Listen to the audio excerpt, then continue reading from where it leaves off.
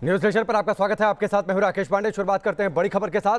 बड़ी खबर बिहार के दरभंगा ब्लास्ट को लेकर यूपी सब इसके तार जुड़ने लगे हैं। यूपी के शामली से पिता पुत्र को गिरफ्तार किया गया है। दरभंगा ब्लास्ट में एनआईए ने एफआईआर दर्ज कर ली है।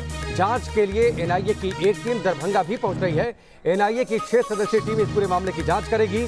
3 राज्यों की एटीएस भी इस पूरे ब्लास्ट मामले की जांच कर रही है। प्लेटफॉर्म पर पार्सल में धमाका हुआ था। दरभंगा जंक्शन पर 17 जून को कपड़े की गांठ में विस्फोट हुआ था, जो कि पार्सल था। और उसके बाद इस पूरे मामले की जांच अब तेजी से आगे बढ़ रही है।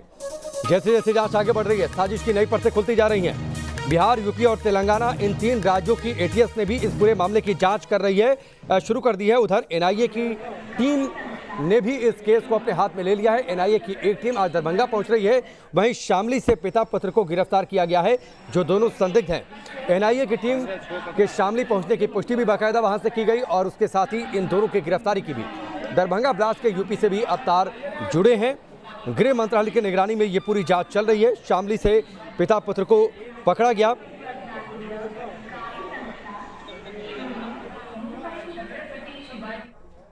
दरभंगा रेलवे स्टेशन इस वक्त देश के एटीएस से लेकर एनआईए के रडार पर है और कारण 17 जून को प्लेटफॉर्म नंबर 1 पर घटी घटना। जी हाँ, प्लेटफॉर्म नंबर 1 जहां मौजूद हैं और यहां वो घटना घटी जिसने एक बार फिर से एटीएस और एनआईए को सतर्क कर दिया है। घटना ये कि सिकंदराबाद से प्लेटफॉर्म नंबर 2 पर एक कपड़े की गट्ठर आई।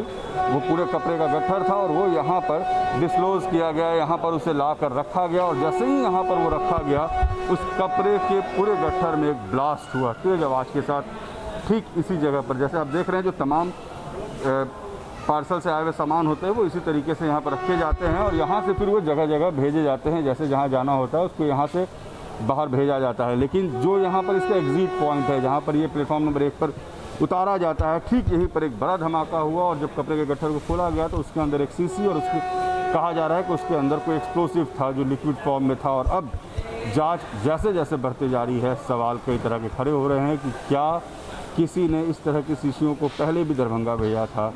क्या दरभंगा जो ट्रेन से वो गट्ठर भेजा गया सिकंदराबाद से, उसके पीछे कोई एक बड़ी साजिश काम कर रही थी? क्योंकि जिस व्यक्ति के नाम पर, मोहम्मद सुफियान के नाम पर वो गट्ठर भेजा गया है, बताया जा रहा है कि उसके संबंध मोहम्मद जावेद से रहे हैं। मोहम्मद जावेद वो शख्स है जो कश्मीर के जेल में बंद है, छपरा से गिरफ्तार हुआ था और टेररिस्ट गुट को आर्म्स देने का आरोप है उस पर। बताया जा रहा है कि दोनों साथ में कश्मीर रहे थे। जो फ़ोन नंबर उस पर है वो चमोली के एक पिता और पुत्र का है, जिसे फ़िलहाल खबर ये है कि हिरासत में लेकर पूछताछ की जा रही है। तो यूपी एटीएस, तेलंगाना एटीएस और बिहार एटीएस ने साथ में मिलकर इस ऑपरेशन को 6 दिन पहले शुरू किया और अब एनआईए इसकी जांच करेगी। यानी बिहार में दरभंगा रेलवे स्टेशन पर हुए ब्लास्ट का तार अब कई लोगों से जुड़ रहा है, कई तरह से जुड़ रहा है कि क्या वाकई पिछले 1 दशक से बिहार में स्लीपर सेल कर रहा है काम। वीडियो जर्नलिस्ट सत्येंद्र के साथ Rajnish Sinha, news nation, Darbhanga station. Darbhanga railway station के प्लेटफॉर्म नंबर 1 पर लगे सीसीटीवी कैमरे की फुटेज को पुलिस ने अपने कब्जे में लिया है और अब उसके आधार पर आरोपियों को ढूंढा भी जा रहा है। दरभंगा रेलवे स्टेशन के प्लेटफॉर्म नंबर 1 पर लगा ये सीसीटीवी कैमरा और ये सीसीटीवी कैमरा ठीक उस घटना स्थल के ऊपर लगा है जहां पर 17 तारीख को ब्लास्ट हुआ और इसमें एक शख्स की तस्वीर है जिसकी तलाश अब पुलिस और तमाम एजेंसियां कर रही है। बताया जा रहा है कि वो इसी जगह पर जहां पर हम इस वक्त मौजूद हैं, जैसे ही ये ब्लास्ट होता है वो व्यक्ति यहां पर करीब 10 मिनट तक खड़ा होता है।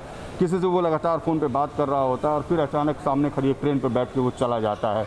अब उस शख्स की तलाश हो रही है। मैं बता दूँ कि दरभंगा मॉड्यूल हमेशा से एटीएस के निशाने पर रहा है, क्योंकि यासीन भटकल जो इंडियन मुजाहिदीन का संस्थापक माना जाता है, उसने इसी दरभंगा में रहकर अपने संगठन का प्रसार किया था। और दरभंगा मधुबनी का वो इलाका है जिसने 1990 के दशक से अब तक न जाने कितने ऐसे शख्स को सवालिया निशान के घेरे में रखा, जिसने कई आतंकवादी गतिविधियों में अपनी अपनी भूमिका निभाई है। चाहे वो यासीन भटकल रहा हो या फिर बासोपट्टी का एक आतंकवादी रहा हो या फिर तहसीन रहा हो जिसका संबंध यहाँ से था। हमारे साथ यहाँ पर स्थानीय पत्रकार अमित भी हैं।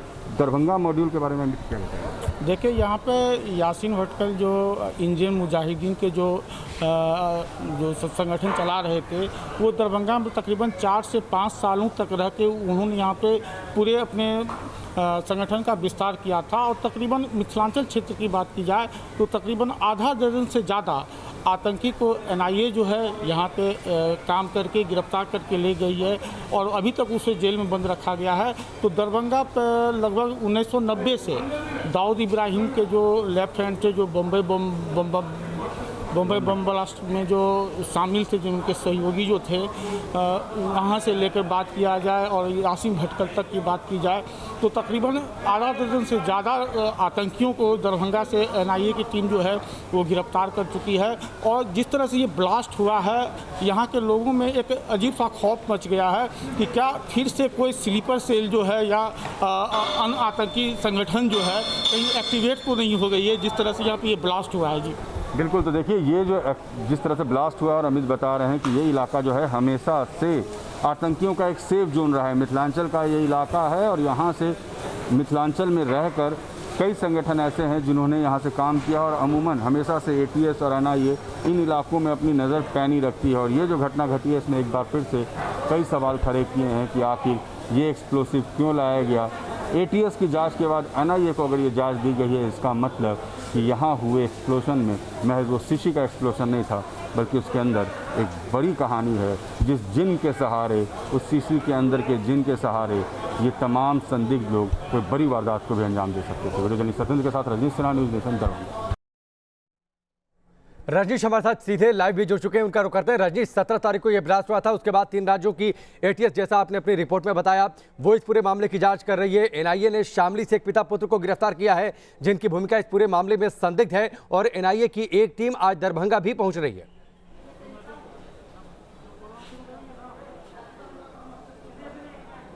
बिल्कुल, देखिए ये मामला बहुत ही अब पेचीदा होता जा रहा है, क्योंकि जैसे जैसे मामले की जांच आगे बढ़ते जा रही है, एटीएस को जो कुछ मिला है सिकंदराबाद से लेकर शामली से लेकर बिहार के कटिहार में कई जगहों से इसके तार जुड़ रहे हैं। दरभंगा हमेशा से एक दरभंगा मॉड्यूल और मधुबनी मॉड्यूल, यह ऐसा मॉड्यूल है जो हमेशा से एटीएस के निशाने पर रहा है और 2013 से इसकी चर्चा होती रही है। 2001 में यही नेपाल और बिहार की सीमा सीतामढ़ी के पास से 2 आतंकी पकड़े गए थे जैसे कि, और उसके बाद से लगातार ये माना जाते रहा कि ये जो पूरा इलाका है, इस इलाके को हमेशा एक सेफ जोन के रूप में इस्तेमाल करते रहे हैं आतंकी। ये जो मैं एक जगह आपको ये प्लेस ऑफ अकरेंस भी दिखा दूँ जहाँ पर मौजूद हूँ, बिल्कुल इसी जगह देखिए जो तमाम पार्सल की बोरियाँ जैसे रखी गई हैं, ये ऊपर से प्लेटफॉर्म नंबर 2 से लाके यहाँ पर जैसे ही रखी गई है ब्लास्ट होता है।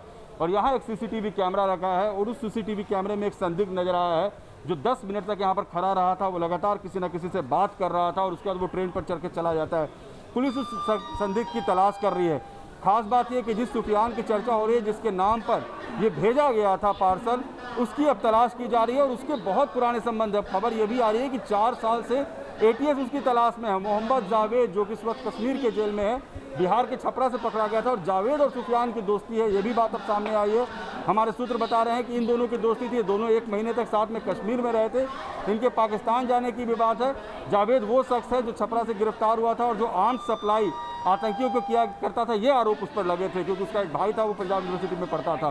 तो ये जो तमाम नेक्सस है, क्या एक बार फिर से स्लीपर सेल का इस्तेमाल हो रहा है? क्योंकि जो गांधी मैदान में सीरियल बॉम्ब ब्लास्ट हुए थे 2013 में, उसके बाद से ये सवाल उठने लगे थे कि क्या इसी तरीके से स्लीपर सेल का इस्तेमाल करते हुए बिहार में जो छोटे मोटे कारीगर होते हैं, छोटे मोटे काम करने वाले लोग होते हैं, उसका इस्तेमाल करके अपने संगठन को फिर से ये लोग मजबूत करना चाहते हैं। जी ठीक है, चलिए रजनीश, हमसे जुड़ने के लिए बहुत बहुत शुक्रिया। रजनीश दरभंगा जंक्शन के उसी प्लेटफॉर्म पर मौजूद थे जहां पर यह पूरा धमाका हुआ था। आज एनआईए की एक टीम वहां पर पहुंच रही है, इस पूरे मामले की जांच करेगी। 3 राज्यों की एटीएस पहले से इस पूरे मामले की जांच कर रही है।